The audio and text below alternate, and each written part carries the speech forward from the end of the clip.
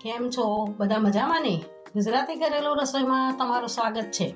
તો આજે આપણે બનાવીશું ઉપવાસ કે વ્રતમાં ખાઈ શકાય એવી ટેસ્ટી બટાકાની સૂકી ભાજી। તદ્દન નવી રીતે અને ફક્ત 15 મિનિટમાં બનતી આ સૂકી ભાજી ખાવામાં ખૂબ સ્વાદિષ્ટ લાગે છે। તો ચાલો બનાવવાનું શરૂ કરીએ। હવે આપણે કઢાઈને ગરમ કરવા મૂકીશું। એમાં 2 ચમચા તેલ રેડીશું।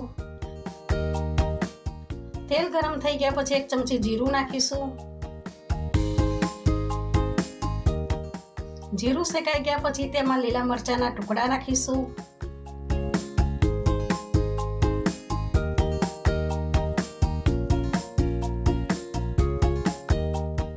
પછી શેકેલા સિંગદાણાનો ભૂકો નાખીશું। પછી મીઠા લીમડાના પત્તા નાખીશું।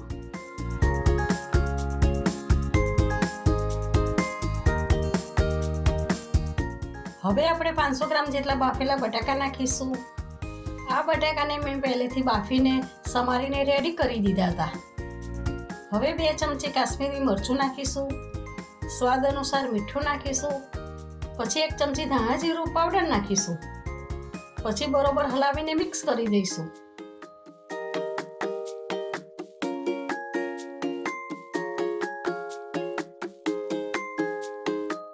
પછી 1 ચમચી ખાંડ નાખીશું। થોડો લીંબુનો રસ નાખીશું। પછી બરોબર હલાવીને મિક્સ કરી દઈશું।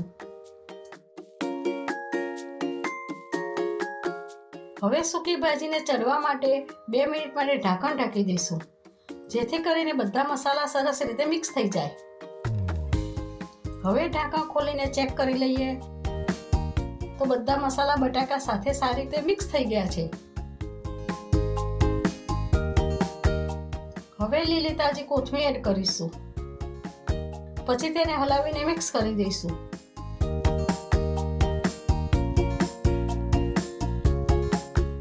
તો જુઓ, આપણી સૂકી ભાજી ખાવા માટે રેડી થઈ ગઈ છે। આ સૂકી ભાજીને તમે રાજગરાની પૂરી કે મોરૈયાના ભાત કે દહીં સાથે ખાઈ શકો છો। તમને મારી આ રેસીપી ગમી હોય તો મારા વિડીયોને લાઈક કરજો અને મારી ચેનલને સબસ્ક્રાઈબ કરજો। જય શ્રી કૃષ્ણ।